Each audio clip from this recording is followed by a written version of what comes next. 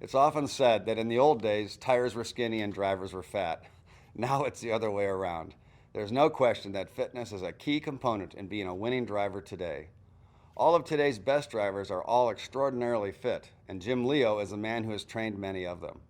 IndyCar champions Scott Dixon and Dario Franchitti, Penske Racing's Will Power, and NASCAR's Casey Kane, to name just a few. You know, there's a lot of money being spent on this sport. It's your parents, it's your team, it's a sponsor.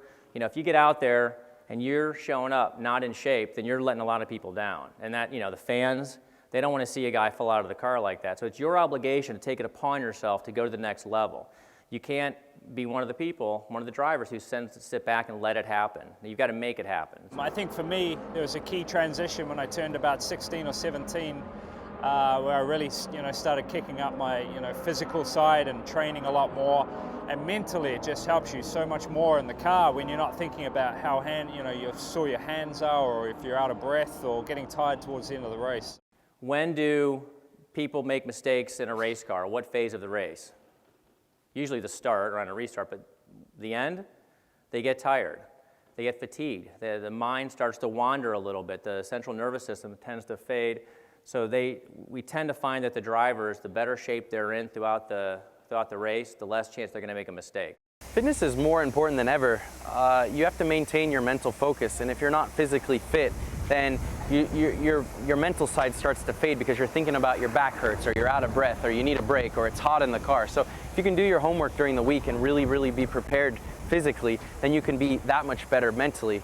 What will happen, and you'll see this if you go out to a track, especially a go-kart track, I notice this a lot, where there's a lot of laps, a lot of high fatigue laps. The drivers will hit the same line, the same apex over and over and over again. And at some point, some of them will drift. Some of them will miss that line. They'll get in the grass. If you go out to Newcastle, you see that all the time. A lot of times they can't hang on to the wheel. They're just too doggone tired to hang on to the wheel. Does that mean you need to be a big bodybuilder? The big joke we have is, how much does it take to lift the trophy over your head? Not that much. So you need to train for your sport. So you've got to kind of look at the situation of the series you're in and train at that intensity. We have guys running the 500, guys and girls, the 500. We have other drivers doing shifter kart races. We have sprint car racers. We have drag racers, all very different in what they do. The length of time they're in the car has a huge effect on how we train them. The 500 drivers, they're not going to do as much high-intensity training leading up to the 500 because they're kind of stuck in this cruising zone where they've got to get focused. We'll focus more on concentration skills for long periods of time. But if you're racing sprint cars, man, you're out there 15, 20 minutes at the most, pow, pow, pow, fast, get out, do your thing, get back in the car. Go do your thing, get back in the car. That's where nutrition and everything falls into play. Go ahead and start passing GT cars, man. They're still giving away around. It is crucial for you to choose a variety of activities of what you do. I cannot tell you how many drivers suddenly get this huge excitement over a particular sport, cycling, for example, or weightlifting, and they focus on that. Here's the crazy thing. You're training to be a race car driver, okay? If you get so focused on one particular activity, you're limiting yourself in some other capacity. If you're deciding you want to deadlift 400 pounds, well, you're probably losing flexibility in the hips. You're losing your stamina, I can assure you of that. If you're focusing on being there's a lot of drivers right now that the big thing is triathlon. And that's, everybody's tweeting about doing triathlons, which is actually a nice little compliment because it does incorporate 3 different activities. So I actually do like that, but are you doing any strength training? Are you focusing on your neck at all? You have to find these things and never really get into a routine of one thing over the other.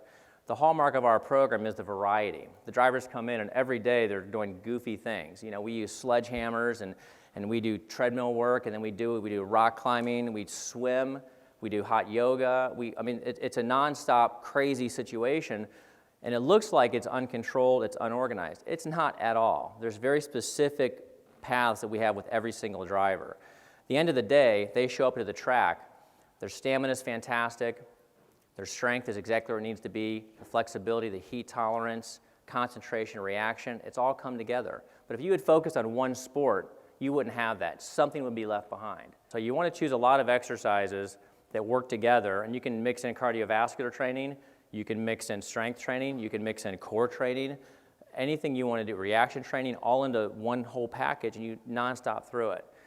Full course yellow, stay out. Dehydration is a huge problem, and if you're losing electrolytes for the most part, Gatorade is a good source of electrolyte replenishment. Is he losing enough in the race to need to replenish it with Gatorade? That's questionable. Your body has a lot of stores of that. I'd say Gatorade's a good choice. We use a drink called Accelerate, has a little protein added into it, and that's just they're not a sponsor. That's our preferred choice of drink.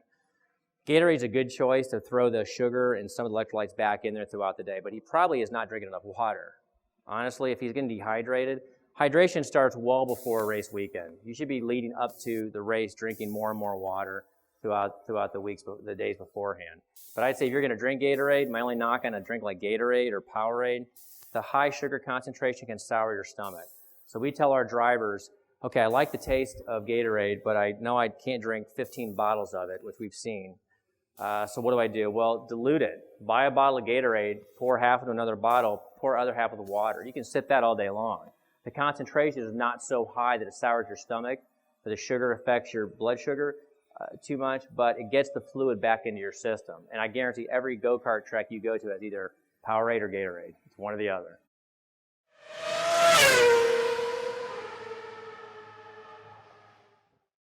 For me, being safe and being fast, or safe as fast, is definitely about being prepared to get into the race car. You know, coming into it, being physically prepared, making sure that you're strong.